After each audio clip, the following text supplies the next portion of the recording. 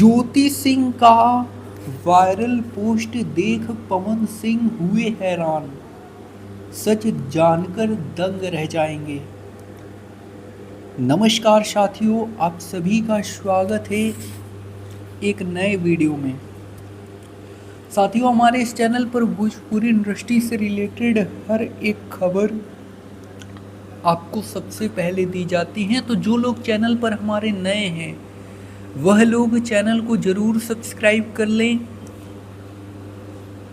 आप सभी को बता दें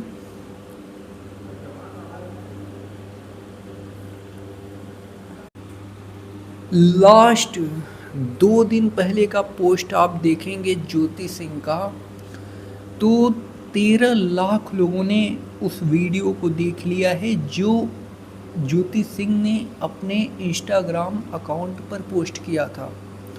फाइनली इनके अकाउंट पर 21 लाख से भी ज़्यादा फॉलोअर्स प्रेजेंट टाइम पर मौजूद हैं।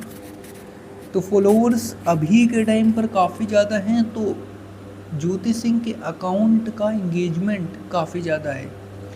फाइनली एक स्टोरी भी 3 घंटे पहले लगाई हैं ज्योति सिंह, और इस स्टोरी पर लिखी हैं कैप्शन में कि आप लोग ये गाना को सुने और ढेर सारा प्यार दें।